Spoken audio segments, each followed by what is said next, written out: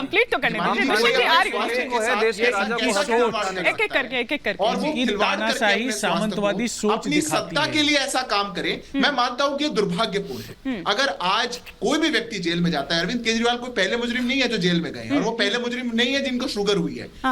बहुत से मुजरिमों को शुगर होगी। जेल की अथॉरिटीज हैं जो कि खुद दिल्ली सरकार के अंदर हैं, पर वो अगर आपकी शुगर को मॉनिटर कर रही है, वो जाकर के कोर्ट में कुछ बात कह रही है, उसको सनसनीखेज खबर बना करके और ये सस्ती लोकप्रियता बटोरने का ये कैसा तरीका बन चुका, और ये कैसा दिन आ गए। जो पार्टी कभी कहा करती थी ऐसा नहीं करेंगे वैसा नहीं करेंगे, सब कुछ कर डाला, और आज क्या क्या दिखा दिया देश को।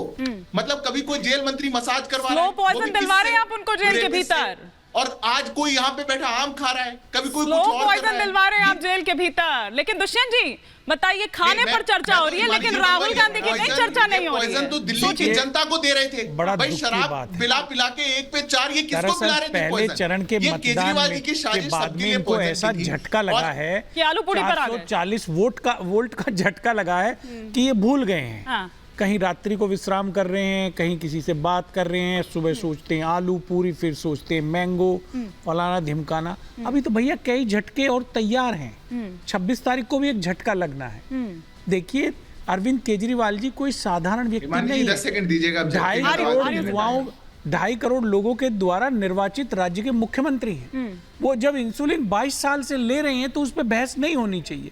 थोड़ी मानवता दिखाओ, मानवीय संवेदनाओं को समझो और उनको इंसुलिन मुहैया कराइए। राजनीति अपनी जगह है, लेकिन विरोध करिए, एनिमिटी मत करिए, शत्रुता मत करिए। अगर उनके जीवन को कुछ हो गया तो क्या होगा, आपको क्या लाभ हो जाएगा?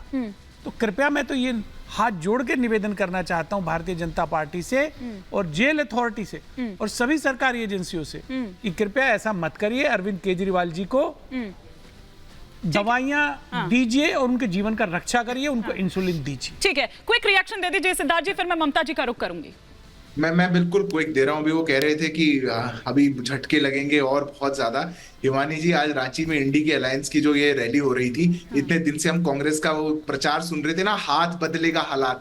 हमने हाथ से हालात बदलते तो आज पहली बार देखे। कितने थप्पड़ चट्टू चल गए वहां, एक दूसरे को दो फटाफट, दो थप्पड़। अरे हाथ इतना हालात बदल देगा, जज्बात बदल देगा, कभी नहीं सोचा था। कौन से झटके की बात कर रहे हैं? पहले अपने अलायंस वालों को बचा के रखिए। सरकार भी बदलेगा, आपके साथ कोई आरजेडी वाला नहीं बैठा है, सरकार भी में हाथ हालात बदल देता और आपके बदल तो मुझे बड़ा दुख। फिलहाल तो आप केजरीवाल जी के हालात बदल रहे हैं। आरजेडी आरोप आप पर है कि आप केजरीवाल जी के हालात बदल रहे हैं, लेकिन ममता जी क्या वाकई? हिमानी जी, एक बात बोलूं ना, नागर जी तय करेंगे स्टूडियो में बैठ करके कि किसको कितना इंसुलिन मिलना है, ना ही मैं करूंगा। ये कैसी बात हुई? अगर क्यों तय नहीं करेंगे? अरे जब ऑलरेडी उनको लग रहा है तो उनको जरूरत है, इसमें क्या मेडिकल होना है?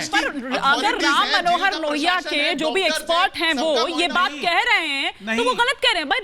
रिपोर्ट क्या कह रही है? स्वयं को पता है, केजरीवाल जी मरीज हैं, उनको पता है उनको जरूरत है या नहीं है। नहीं, पर कोई और तीसरा पर्सन, ठीक है, एक बार ममता जी का भी रिएक्शन इस पर आ जाए। ममता जी, वाकई लग रहा है कि केजरीवाल जी को मारने की साजिश रची जा रही है, जिस तरह से संजय सिंह समेत तमाम जो आम आदमी पार्टी के नेता हैं, प्रवक्ता हैं, वो सब जिस तरह के आरोप लगा रहे हैं।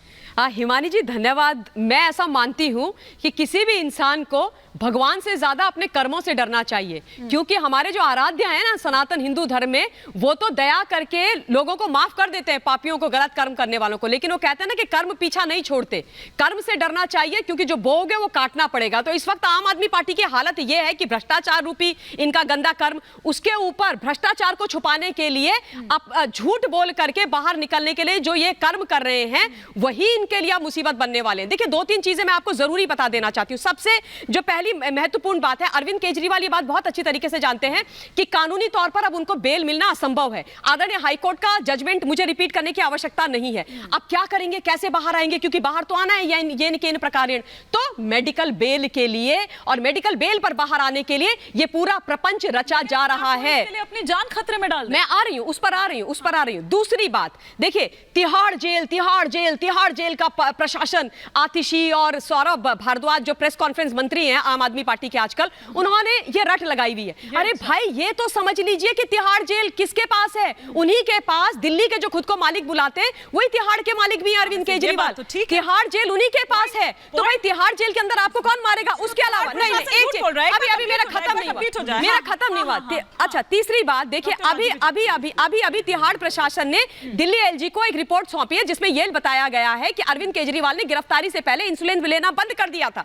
उसके बाद उस खाने की बात जो बोला जा रहा है ना, जहर दिया जा रहा है। अरे भाभी जी, सुनीता केजरीवाल जी उनके लिए खाना बना के भेज रही है घर से, घर का खाना खा रहे हैं केजरीवाल जी। तो क्या कहने की कोशिश कर रहे हैं आतिशी, सौरभ एंड गैंग कि सुनीता भाभी जी ऐसा कुछ कर रही है? गलत बात है यार, ऐसा मत बोलो आप भाभी जी के लिए। आम, केला, मिठाइयाँ, ये सब जो है उसको दरअसल यहाँ पर ये कह रहे हैं, पर एक दिन आम खा लिया तो क्या हो गया? अरे खा ली तो क्या हो गया? आम, मीठा खाना, आम खाना एक डायबिटीज के पेशेंट के लिए जहर के समान है। तो क्यों उनके लिए ये मीठा आदि ये सारी चीजें भेजी जा रही हैं? डाइट चार्ट वो फॉलो नहीं कर रहे हैं। डाइट चार्ट क्यों फॉलो नहीं कर रहे हैं? हम सब जानते हैं उनको टाइप 2 की ये डायबिटीज है। मैं तो भगवान से प्रार्थना करती हूँ केजरीवाल जी स्वस्थ रहे, दीर्घायु रहे, लेकिन अपने स्वास्थ्य के साथ खिलवाड़ न करें इस प्रकार से केवल बेल पे बाहर आने के लिए। ये गलत बात है केजरीवाल जी। एक बार डॉक्टर राजू व्यास जिसे हम समझ लेते हैं, डॉक्टर राजू व्यास जी, सवाल वही है, उस वक्त जवाब आपका आ नहीं पाया था कि क्या हम देखें, और साथ ही साथ आम आदमी पार्टी के जो नेता बता रहे हैं उनका शुगर लेवल जो चेक किया जा रहा है वो बिल्कुल ही डिफरेंट है, और जो प्रशासन में हो रहा है, तिहाड़ जेल के भीतर हो रहा है, वो जो डॉक्टर्स बता रहे हैं वो बिल्कुल ही डिफरेंट है। क्या ऐसा संभव है कि एक 140 बता रहा है, एक 200 बता रहा है? इतनी फ्लक्चुएशन तो नहीं हो सकती है? बिल्कुल आप सही कह रहे हैं कि एक जेल का मैनुअल होता है और उस मैनुअल के अनुसार मुझे लगता है कि समय समय पे जो भी कैदी लोग होते हैं या राजनीतिक तौर पे अगर किसी को रखा गया है तो उनका समय समय पे जो है चेकअप होता है, ये मेरा मानना है, क्योंकि एक रूल है, इसमें कोई दो राय नहीं है। उसके लिए मुझे नहीं लगता कि इतना बड़ा कंफ्यूजन हम लोगों में होना चाहिए कि उनकी शुगर क्या रहेगी, क्योंकि वहां भी डॉक्टर्स ही होते हैं जो कि शुगर लेवल्स को चेक करेंगे, नंबर 1। नंबर 2, जो शुगर लेवल्स अभी मुझे बताए गए 250 से 300, ये एक पॉसिबल है फ्लक्चुएशन होना, और उसके लिए मुझे लगता नहीं है कि इस प्रकार के हमें कंफ्यूजन में रहना चाहिए कि कोई व्यक्ति इंसुलिन लेना चाहता है या नहीं चाहता है, कोई व्यक्ति टैबलेट लेना चाहता है या नहीं लेना चाहता। उसका रीजन ये होता है क्योंकि जब हम किसी भी इस प्रकार के अनवांटेड जगह पे होते हैं, जैसे कि हम अगर अभी जेल में हैं और हमें स्ट्रेस है किसी प्रकार, तो 2 प्रकार के स्ट्रेसेस इस समय में हमारे पास होते हैं। एक तो बॉडीली होता है, शारीरिक रूप से होता है, एक मानसिक रूप से होता है।